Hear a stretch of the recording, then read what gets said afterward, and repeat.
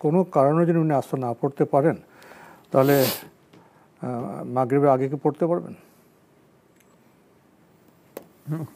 কারণটা উল্লেখ করেন নাই, কি কারণে পড়তে পারবেন না। আপনি আসরের সালাত যখনই পড়ার সুযোগ হবে তখনই পড়বেন। আর খবরদার, মানে এই প্রশ্নের কোনো সুযোগ নাই যে নামাজ জানছেন, নামাজ পড়েন নাই, নামাজ না পড়ে অলসভাবে বসে আছেন, সুযোগ নেই। জি, মাগরিবের যখনই মনে পড়বে তখনই পড়তে হবে, যখনই কোনো কারণ থাকলে, ওজোর থাকলে। কিন্তু ওজোরটা আপনি উল্লেখ করেন নাই যে কোন ওজোরের কারণে আপনি হয়তো ঘুমিয়ে আছেন বা মনে নেই। যদি বিস্মৃত হয়ে যায় অথবা ঘুমে থাকেন, যখনই উঠবেন তখনই সালাত আদায় করবেন। জি, আরেকটি প্রশ্ন করেছেন যে বাংলাদেশের ইকামতে এবং সৌদি আরব দেশের ইকামতে শব্দের বাক্যে পার্থক্য কেন? পার্থক্যের কারণ হচ্ছে স্কুল অফ থটের পার্থক্যের কারণে।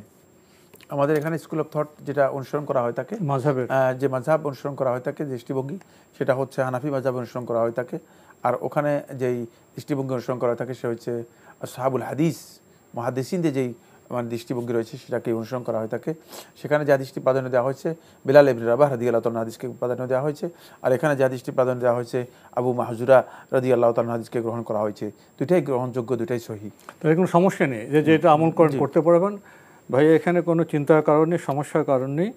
শায়েখ তো সেটা ব্যাখ্যা করে দিলেন। আমরা প্রশ্ন নিচ্ছি। আসসালামু আলাইকুম, পরিচয় দিয়ে প্রশ্ন করুন।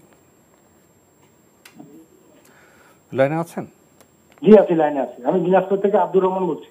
জি ভাই, আপনার প্রশ্নটি করুন। আমার প্রশ্ন হচ্ছে যে আমি মানে সালাদে যখন জামাতের সহিত আমি নামাজ আদায় করি, সালাম ফেরানোর আগে আমি যেটা পড়ি সেটা হচ্ছে আপনি যে জি সালামের আগে, হ্যাঁ সালামের আগে আমি সালাম ফিরানোর পরে আত্তাহিয়াতু, হ্যাঁ, মাসুরা, এইসব পাঠ করার পর তারপরে আমি বলি রাব্বিল হামহুমা কামা রাব্বায়ানি সগীরা রাব্বানা আতিনা ফিদ দুনিয়া আল্লাহুম্মা ইন্না আফিউন তুহিব্বুল। তো এই যে কতটুকু সহি, এই বিষয়টি আমাকে একটু জানাবেন। আর কোনো প্রশ্ন আছে? জি, আরেকটি প্রশ্ন আছে। সেই প্রশ্নটা হচ্ছে যে আমরা যেমন জোহরে, আসরে এবং মাগরিব, এশায় এই যে প্রথম বৈঠকের পরে আমি এই আপনার করি, প্রথম জোহরে আপনার হচ্ছে আলহামদুলিল্লাহ সূরা পড়ার পর একটি সূরা পড়ি এবং দ্বিতীয়টা শুধু আলহামদুলিল্লাহ পড়ি। জি, তো এটা কতটুকু সহি আর কি, এই বিষয়টা একটু আমাকে। ধন্যবাদ আপনাকে। আপনি গুরুত্বপূর্ণ দুটি প্রশ্ন করেছেন। প্রথম প্রশ্ন, আপনি সালাতে সালাম ফেরানোর আগে আত্তাহিয়াতু পড়েন, দোয়া মাসুরা পড়েন, রাব্বির হামহুমা পড়েন, এগুলি ঠিক আছে কিনা?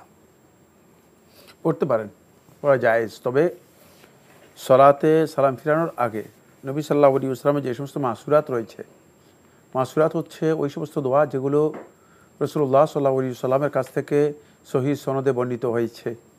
সেই দোয়াগুলো পড়া উত্তম নিজের অন্য দোয়াগুলো চেয়ে।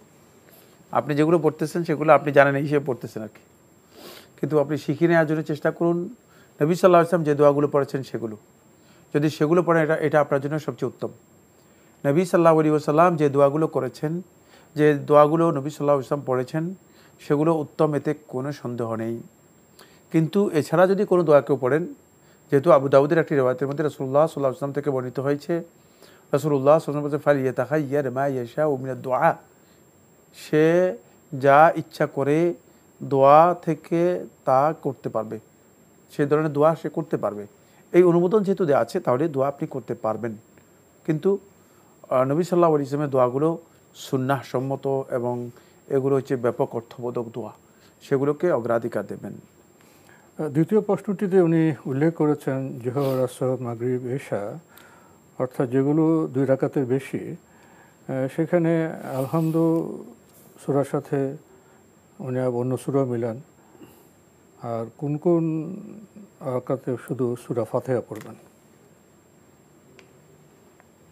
সূরা ফাতিহা আপনি প্রত্যেক রাকাতে পড়তে হবে। এরপরে বাকি রাকাতগুলোতে আপনি সূরা মিলালেও পারেন, সূরা না মিলালেও না পারেন, কিন্তু প্রত্যেক রাকাতে আপনাকে সূরা ফাতিহা পড়তে হবে। সুন্নাহ হচ্ছে প্রত্যেক রাকাতেই সুন্নাত সালাতগুলোতে সূরা মিলানো, এটা হচ্ছে সুন্নাহ।